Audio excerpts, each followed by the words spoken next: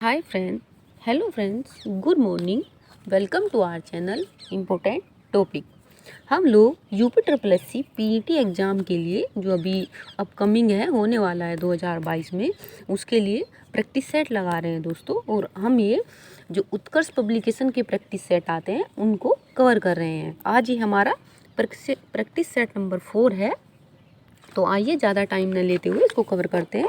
जैसे कि आप जानते हैं कि टाइम बहुत ही कम रह गया है, अभी बस 10 दिन अप्रोक्स बचे हुए हैं एग्ज़ाम में, तो इसीलिए आज हम इसको थोड़ा फास्टली कवर करेंगे सो दैट आप थोड़ा अपना टाइम बचा सकें। तो चलिए फ्रेंड्स, अगर आप नए हैं तो प्लीज़ हमारे चैनल को सब्सक्राइब कीजिए, इससे हमें थोड़ा अच्छा लगता है और हमें थोड़ा मोटिवेशन मिलता है। हम लोग भी अच्छे कंटेंट आपके लिए प्रोवाइड करेंगे। तो चलिए, come on the first question number 1। प्रसिद्ध 10 राजाओं का जो युद्ध था का उल्लेख किस में दिया गया है? ऑप्शन विल बी आंसर, आप सोचिए खुद से। ऋग्वेद में। दोस्तों, ऋग्वेद में इसका वर्णन दिया गया है। 10 राजाओं के साथ राजा जो भरत थे उनका युद्ध हुआ था रावी नदी के किनारे। इसका वर्णन हमें ऋग्वेद में मिलता है। तो चलिए, सेकंड क्वेश्चन। भारतीय इतिहास में धन्वंतरी कौन थे? आंसर विल बी, मैं दोस्तों आपको टाइम कम दे रही हूँ ताकि आप, अगर आपको करना है तो आप पॉज करके क्वेश्चन कीजिए, या फिर आप क्वेश्चन को तेज़ी से पढ़िए। थोड़ा स्पीड थोड़ी और कम कर लीजिए अगर आपको स्पीड थोड़ा तेज़ लगती है। अपने अकॉर्डिंग आप क्वेश्चन कीजिए। मैं इसलिए कर रही हूँ दोस्तों जिससे ज़्यादा आपका टाइम ना लगे। Answer will be B. Chandragupta Vikramaditya की सभा को सुशोभित करने वाले प्रसिद्ध चिकित्सक, आप मेनली चिकित्सक को याद रखिए, इस चिकित्सा से संबंधित थे धन्वंतरी। थर्ड क्वेश्चन, मोहनजोदड़ो निम्नलिखित में से कहाँ पर स्थित है? मोहनजोदड़ो का मीन मैंने आपको एक दिन बताया था दोस्तों, मृतकों का टीला। चलिए, कहाँ पे स्थित है मोहनजोदड़ो? पाकिस्तान के सिंध प्रांत में। फोर्थ क्वेश्चन, बौद्ध धर्म स्पष्ट रूप से 2 संप्रदायों हीनयान महायान में विभक्त हुआ था। कब हुआ था? हीनयान महायान में बटा था दोस्तों, और एक और में भी बटा था, स्थायी वीरवादी और महासंघिक में, इस तरीके से भी बटा हुआ था। कई बार विभाजन हुआ इसमें। आंसर विल बी डी, चतुर्थ बौद्ध संगति में फाइनली 2 संप्रदाय हीनयान और महायान, श्वेतांबर दिगंबर वाला, वो तो जैन धर्म से संबंधित है। श्वेतांबर और दिगंबर तो ये इससे संबंधित है। चलिए नेक्स्ट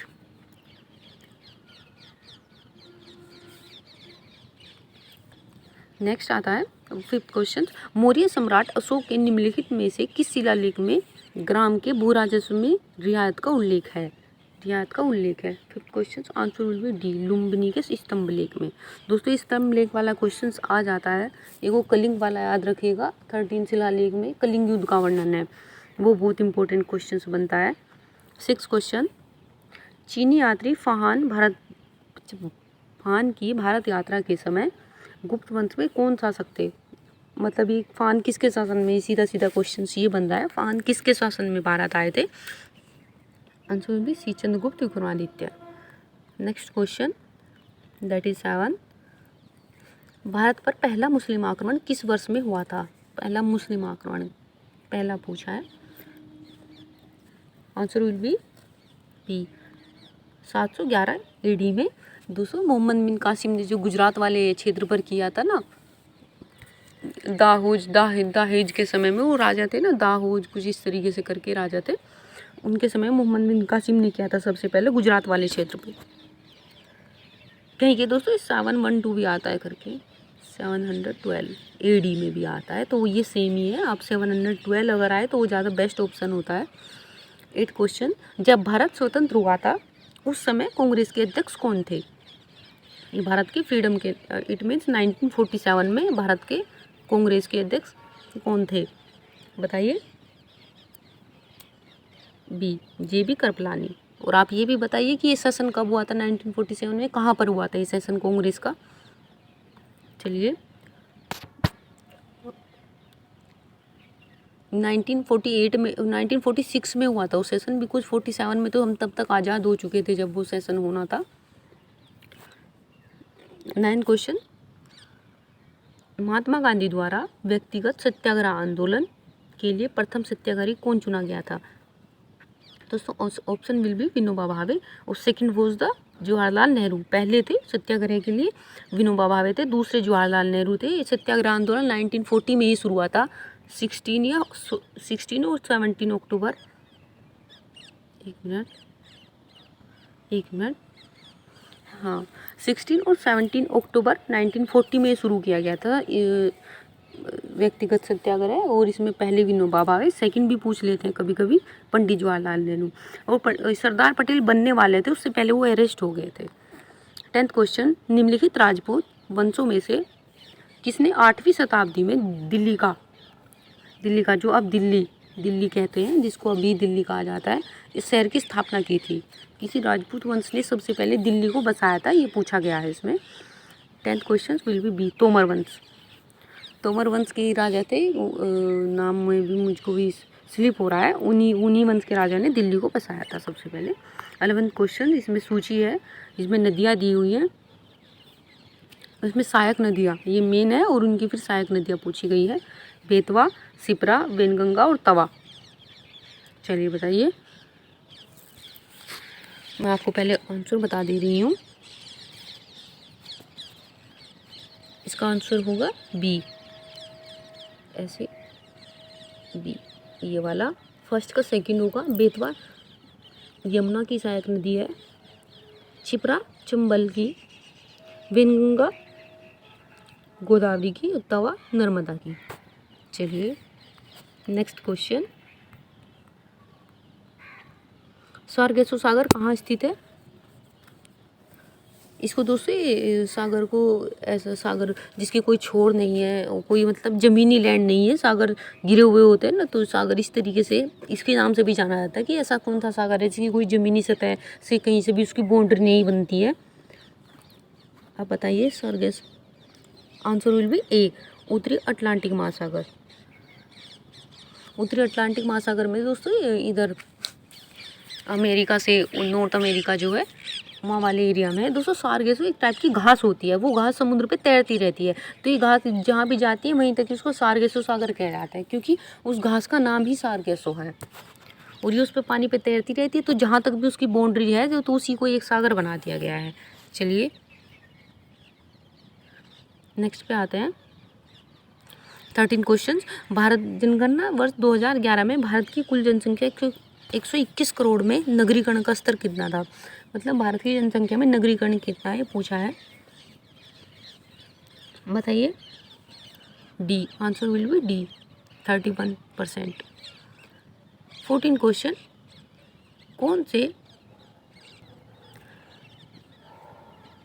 कौन से दो देशों को मैकमोहन रेखा विभक्त करती है? मैकमोहन रेखा किसको बांटती है, बताइए। भारत और चीन को मैकमोहन अलग करती है। भारत और पाकिस्तान को रेड क्लिफ लाइन अलग करती है। चलिए, और वो भारत और पाकिस्तान और अफगानिस्तान मान ले या फिर भारत और अफगानिस्तान मान ले, उनको डुरंड लाइन अलग करती है। चलिए नेक्स्ट 15 क्वेश्चंस, प्रसिद्ध रूर कोयला क्षेत्र पूछा है। रूर कोयल बेसिन जो है किस देश में स्थित है?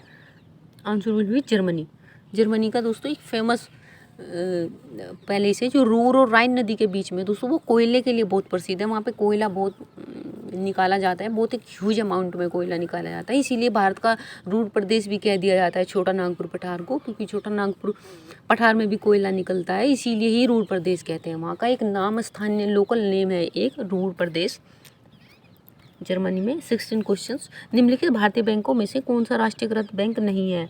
ये दोस्तों बैंक जरूर याद कर लीजिएगा, इनसे क्वेश्चंस आ जाता है। D, HDFC bank commercial bank है, प्राइवेट बैंक है। 17, 12वीं पंचवर्षीय योजना का मुख्य उद्देश्य क्या था? 12वीं पंचवर्षीय योजना बताइए कब था उसका? 2012 to 2017 ये थी 12वीं पंचवर्षीय योजना का ड्यूरेशन। आंसर विल बी ए, तीव्रतर वो इंक्लूसिव वाला है, जो तीव्रता धारणीय ज़्यादा समावेशी विकास, सस्टेनेबल फास्टर एंड वो इंक्लूसिव डेवलपमेंट वाला। 18 क्वेश्चन, निम्नलिखित कंपनियों में से किसको महारत्न का दर्जा प्राप्त है? ये महारत्न और मिनी रत्न होती है ना जो कंपनी। 18 क्वेश्चन। अब ये भी एक को और को भी महारत्न का कंपनी का दर्जा दिया गया है। आप बताना उसको कमेंट में कौन सी है वो। अभी ये करंट का क्वेश्चन बना हुआ है। C, Bharat BH, Bharat heavy electrical limited, जिसको BHEL करके भी कहते हैं। चलिए 19 क्वेश्चन। ये इस्पात संयंत्र दिया है और उनके सहयोगी देश किन किन सहयोग से बने हुए थे। चलिए इसका आंसर क्या होगा 19 का? सी। ये इसका आंसर होगा सी। ए का 4, भिलाई इस्पात संयंत्र जो है इसका रूस के द्वारा, इसको ऐसे कर लीजिए दोस्तों, भलाई, हमारी भलाई हमेशा किसने की है दोस्तों? रूस हमारा अच्छा फ्रेंड्स रहा है, पहले अच्छा फ्रेंड रहा है काफ़ी टाइम से, तो इसीलिए हमारा भला हमेशा सिर्फ रूस कर सकता है। रूस हमारा ये अच्छा दोस्त रूसी है। और बी का 3, राउरकेला जो है जर्मनी। और बोकारो 2, ये बोकारो भी सोवियत रूस है। और डी हमारा 1, ब्रिटेन, दुर्गापुर। ब्रिटेन ने हमारे भारत में दुर्गा मंदिर भी बनवाया था, इसको इस तरीके से याद रख लीजिएगा। दुर्गापुर, ब्रिटेन ने दुर्गा मंदिर भी हमारे भारत में बनवाया था। 20 क्वेश्चन। जीएसटी की, ये सिर्फ दोस्तों एक ट्रिक्स है बस ओनली। जीएसटी की विभिन्न दरों के संदर्भ में अंतिम निर्णय लेने का अधिकार किसे प्राप्त है? अंतिम निर्णय 20, answer will be D, GST परिषद को। फाइनल डिसीजन इन्हीं के होते हैं इसको किसी भी चीज़ को एग्जीक्यूट कराने में। 21 क्वेश्चन। भारत में न्यायपालिका का कार्यपालिका से पृथक्करण किस में व्याप्त है? Answer will be B, DPSP, directive principle state policy वाला जो राज्य की नीति निर्देशक तत्व है दोस्तों, उसमें उसकी आर्टिकल 50 में न्यायपालिका को कार्यपालिका से पृथक किया गया है। आर्टिकल 50 आप ध्यान रखना, आर्टिकल 50 भी पूछा जा सकता है कि आर्टिकल 50 में क्या है, क्योंकि UPSSC आर्टिकल पूछ लेता है। 22, भारतीय संविधान के अंतर्गत निम्नलिखित में से कौन सा मूल कर्तव्य नहीं है? आप समझ गए होंगे, लोक चुनाव में मतदान करना ये कोई कर्तव्य नहीं है हमारा। 23, निम्नलिखित में से केंद्र राज्य संबंधों से संबंधित नहीं है? पुंछी आयोग, दांतेवाला आयोग, सरकारी आयोग और राजमन्नार आयोग। बी, दांतेवाला आयोग, ये इससे संबंधित नहीं है। 24 क्वेश्चन। भारतीय संविधान में जिला शब्द का प्रयोग कौन से अनुच्छेद के अंतर्गत किया गया है? जिला शब्द, डी, आर्टिकल 233। और दोस्तों प्लीज़ अगर आपको अच्छा लग रहा है तो प्लीज़ सेशन को लाइक कीजिए और हमारा चैनल सब्सक्राइब कीजिए। 25, भारतीय संविधान के कौन से अनुच्छेद में उल्लेख किया गया है कि प्रत्येक राज्य में एक उच्च न्यायालय होगा? किस आर्टिकल में दिया गया है ये? 25 का सी, अनुच्छेद 214। 26, किसी वस्तु के प्रारंभिक बिंदु से अंतिम बिंदु के मध्य की वास्तविक लंबाई क्या कहलाती है? क्या कहलाती है? इनिशियल पॉइंट और माइनस फाइनल पॉइंट, इस तरीके से। ए, दूरी, डिस्टेंस ही तो कहेंगे उसको। 27, हरित गृह प्रभाव से सर्वाधिक संबंधित गैस है हरित गृह प्रभाव से, वो दोस्तों ग्रीन इफेक्ट जो होता है ना, उसमें सर्वाधिक कौन इफेक्ट करता है? इसमें CO2 करेगा। वैसे है ये ऑक्सीजन को छोड़ के मीथेन भी है, फ्रीओन भी है, दोनों तीनों ग्रीन इफेक्ट को करती हैं, बट इसमें सबसे ज़्यादा ज़रूरी है जो कार्बन डाइऑक्साइड है। आप बताइए कि इसमें कैसे कार्बन डाइऑक्साइड कैसे करती है? किसको ग्राफ का आविष्कार किसने किया था? Crescograph? 28, answer will be B, JC Bose. दूसरा ये जो CO2 गैस है ना हमारी, मैं आपको बता रही हूँ हल्का सा, ये हीट को ना एब्जॉर्ब करती है, और जैसे हमारे यहाँ पे ग्राउंड लेवल पे रहती है, क्योंकि ये भारी गैस है तो ये हमारे ग्राउंड लेवल पे ज़्यादा मिलती है। जैसे जैसे हम ऊपर बढ़ते जाएंगे तो CO2 नहीं मिलती है। हमारी जो ट्रोपोस्फीयर है ना, उसके बाद CO2 नहीं मिलती है। 90% CO2 यहीं पे ही है, और ये भारी गैस है, इसीलिए ज़मीनी सतह पे नीचे ही रहती है, और ये हीट को एब्जॉर्ब करती है। जब हीट को एब्जॉर्ब करती है तो टेम्परेचर को इंक्रीज कर देती है, तो वही ग्रीन हाउस इफेक्ट हो जाता है। होप सो आप समझ गए होंगे।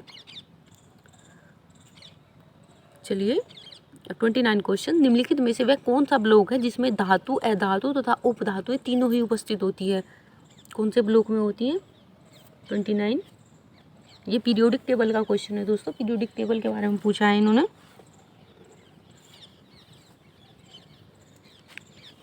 बी, पी ब्लॉक में सभी के सभी धातुएं, उपधातुएं, metal, semi metal, non metal सभी होता है। 30, हमारे शरीर में एंटीजन के प्रति सुरक्षा हेतु निम्नलिखित में से किसके द्वारा एंटीबॉडीज का निर्माण किया जाता है? एंटीबॉडीज कौन बनाता है बताइए? ए, प्रतिरक्षा तंत्र, हमारी इम्यूनिटी सिस्टम जो होता है ना, इम्यून सिस्टम, प्रतिरक्षा तो वही बनाता है, एंटीबॉडी वही बनाते हैं। स्पेशली उसमें वाइट ब्लड सेल जो होती है WBC, जिसको हम ल्यूकोसाइट भी कहते हैं, इन साइंटिफिक टर्म कहते हैं उनको ल्यूकोसाइट। 31, ग्रीष्म ऋतु में इस शब्द में कौन सी संधि होगी? ग्रीष्म प्लस ऋतु। आप देखिए 31 का आंसर विल बी बी, गुण संधि। 32, दाता शब्द का सही विलोम शब्द होगा, दाता का विलोम क्या होगा? 32 का ए, सोम। 33, निराश्रित शब्द किसका पर्यायवाची है? निराश्रित, बताइए। जिसका कोई आसरा न हो तो अनाथ, जिसका भी कोई आसरा न हो। 34, जो दूर की बात सोच न सके दोस्तों। 34 का क्या होगा? ए, अनाग्र सोची। और जो दूर की बात सोच सके दोस्तों वो अग्र सोची होता है, जो नहीं सोच सके अनाग्र सोची। 35, निम्न में से पुल्लिंग शब्द है कौन सा?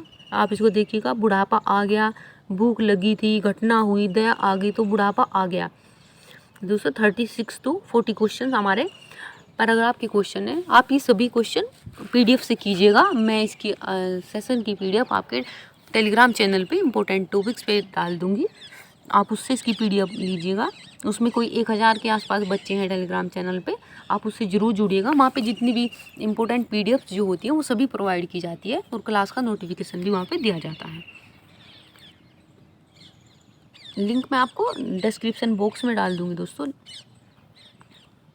38 to 40 हो गया। अब ये 41 to 45 सेकेंड पैराग्राफ है, इसको भी स्किप करते हैं, उसके बाद हम क्वेश्चन करेंगे, क्योंकि ये क्वेश्चन आप उसको पढ़ के ही लगा सकते हैं।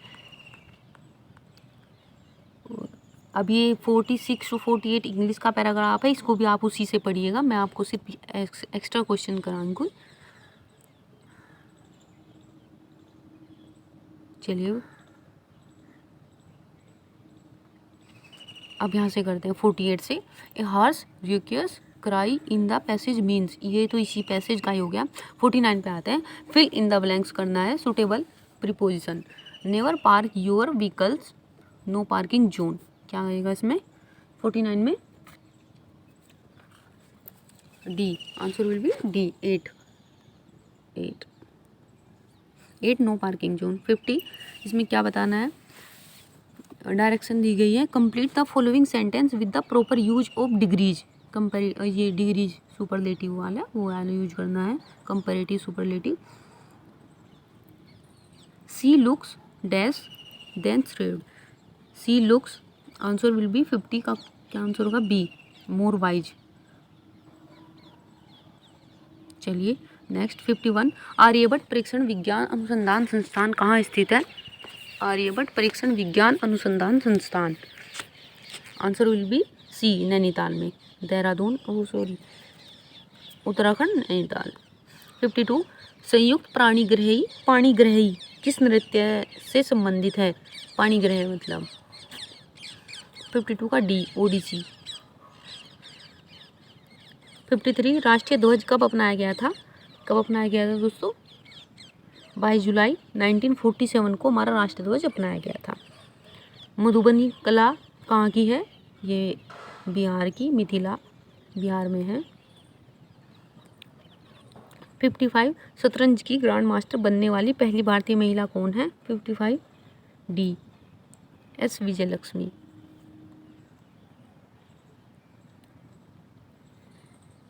56, केंद्रीय कपास अनुसंधान संस्थान कहाँ पे है दोस्तों? नागपुर। 57, लोकसभा की पहली महिला स्पीकर के रूप में किसे नियुक्त किया गया था? पहली लोकसभा स्पीकर कौन थी? 57 का डी, मीरा कुमार। अभी कुछ टाइम पहले ये बनी हुई थी लोकसभा स्पीकर। चलिए, हॉर्नबिल फेस्टिवल कहाँ पे मनाया जाता है? हॉर्नबिल दोस्तों ये मनाया जाता है नागालैंड में, हॉर्नबिल फेस्टिवल। 59 कुना निम्नलिखित में से किस देश की मुद्रा है? कुना, Croatia, UAE, Kenya and Sudan. किसकी मुद्रा है? करेंसी। 59 का ए, क्रोएशिया की। क्रोएशिया की कुना करेंसी है। क्रोएशिया कुना, आप इससे याद कर लीजिएगा, एक जैसा ही प्रोनाउंसिएशन है। 60 the test of my life पुस्तक किसके द्वारा लिखी गई है?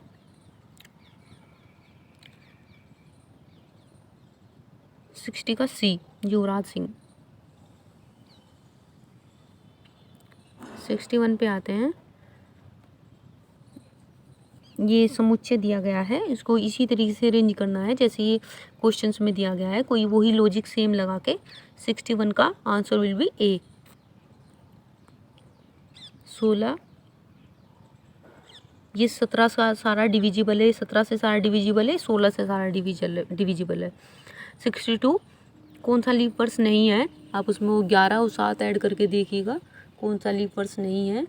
इस तरीके से वो जो देखा जाता है डी 1990 लीप वर्ष नहीं है, क्योंकि ये आप लीप वर्ष देखेंगे तो 4 से डिवाइड होते हैं ना लीप वर्ष, और जो सेंचुरी होती है वो 400 से डिवाइड होती है। तो आप देख लीजिए ये भी 4 से डिवाइड हो रहा है, ये भी 4 से डिवाइड हो रहा है, ये भी 4 से, पर ये 4 से डिवाइड नहीं हो रहा है, तो ये लीप वर्ष नहीं है। निम्नलिखित शब्दों को एक तार्किक एवं अर्थपूर्ण क्रम में व्यवस्थित कीजिए। मैं आपको इसका क्रम बता रही हूँ सीधा। 63 का सी, 5 1 4 सबसे पहले निम्न दबाव का क्षेत्र बनेगा, फिर बादल बनेंगे, फिर वर्षा होगी, फिर इंद्रधनुष दिखेगा, फिर बाढ़ आएगी और ज़्यादा बारिश हो जाएगी तो बाढ़ आएगी और फिर विध्वंस हो जाएगा। चलिए, 5 और 6 बजे के बीच में घड़ी की दोनों सुइयों के द्वारा 90 डिग्री का कोण कब बनाया जाता है? आप उसको कीजिएगा, ये जो 11/2 करके, हाँ, इंटू 30 का मल्टीपल करके, वो जो एक फॉर्मूला है इसका 64 का डी, 5:10:10/11 पर। 65 प्रकाश अपने ऑफिस से पूर्व दिशा की ओर 20 मीटर चला, 90 डिग्री दक्षिणावर्त मुड़ गया, फिर 20 मीटर चला।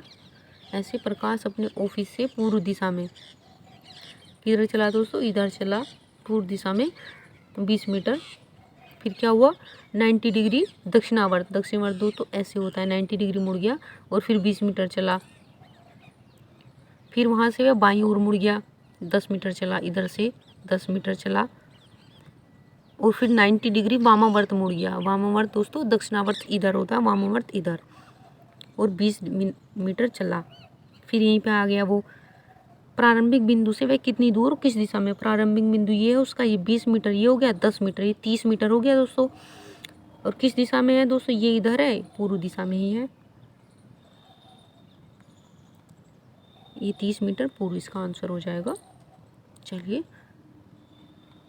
अभी 66 से लगा के 85 तक दोस्तों DI के क्वेश्चन है, इसको आप PDF से ही सोल्व कीजिएगा, यही तो वीडियो बहुत लेंथी हो जाएगा और आपका सारा टाइम इसी में लग जाएगा। इसकी ये बेटर रहेगा आप इसको खुद से सोल्व करें। चलिए, मैं आपको 86 क्वेश्चन पे कराती हूँ।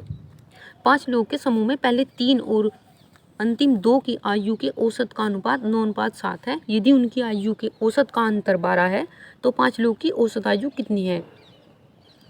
उनकी आयु का औसत अनुपात 9:7 हो गया, अंतर 12 हो गया, इसको 4 उसमें रख लेना, बेसिक से कर लेना बिल्कुल। 86 से बी 49.2 49.2। यदि ये ऊपर बार लगा हुआ है 0.41 बार का साधारण भिन्न 41,999 के द्वारा दी जाती है तो n का मान ज्ञात कीजिए। n टाइम्स दी गई है यही, n क्या होगा? ये वो बार लगाते हैं ना दोस्तों, यहाँ पे जब बार लगा होता है तो नीचे 99 लिखा जाता है जितनी बार, और जिनके ऊपर बार नहीं होता उनके 0 लिखा जाता है उनके रेफरेंस में। तो n का मान क्या पूछा है इन्होंने? 87 का D 2। 88 यदि 70 का 40%, 80 के 30% से x% अधिक है तो x का मान क्या होगा? इस तरीके से 70 का 40% 2/5 और 80 के 3/10 से कितना अधिक है? x%, x/100। इस तरीके से आप कर दीजिएगा, आंसर हो जाएगा आपका। x का मान क्या होगा? 88। आंसर मैं बता दे रही हूँ बी 16.67।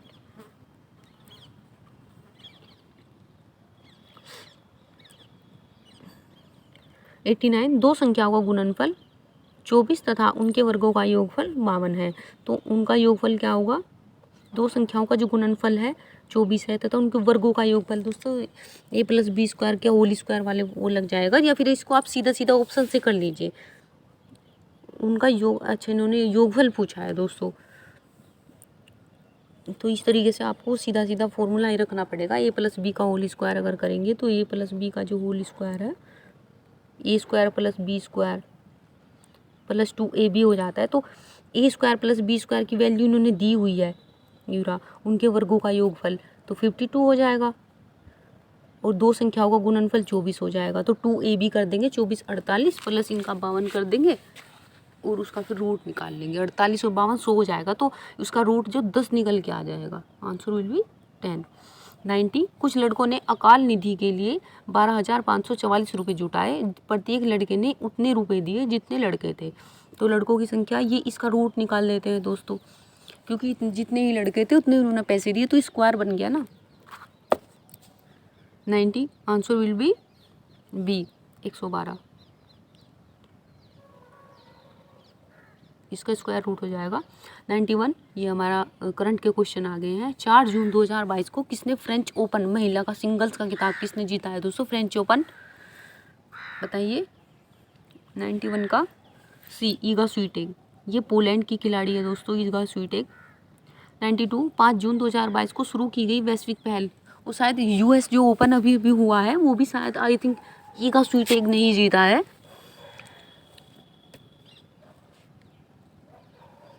चलिए 5 जून 2022 को शुरू की गई वैश्विक पहल लाइफ में ई किससे संबंधित करता है? एनवायरनमेंट। 92 का एनवायरनमेंट, लाइफ ऑफ एनवायरनमेंट इसकी फुल फॉर्म है इस तरीके से। 93 7 जून 2022 को गृह मंत्री अमित शाह ने कहाँ पर राष्ट्रीय जनजातीय अनुसंधान संस्थान कहाँ पे बनाया है दोस्तों? नई दिल्ली में, नई दिल्ली। 94 चर्चा में रहा मिट्टी बचाओ आंदोलन किसने शुरू किया था? मिट्टी बचाओ। 94 का डी सदगुरु जग्गी वासुदेव, इन्होंने मिट्टी बचाओ आंदोलन साइकिल पे बैठ के इन्होंने बहुत लंबी यात्रा की थी दोस्तों, अभी बना हुआ था एक करंट वाला क्वेश्चन। चलिए नेक्स्ट पे आते हैं। 95 प्रतिवर्ष विश्व ब्रेन ट्यूमर दिवस कब मनाया जाता है? विश्व ब्रेन ट्यूमर दिवस सी 8 जून को। 96 न्यू डेवलपमेंट बैंक एनडीबी ने भारत में अपना क्षेत्रीय कार्यालय किस राज्य में खोलने की घोषणा की है?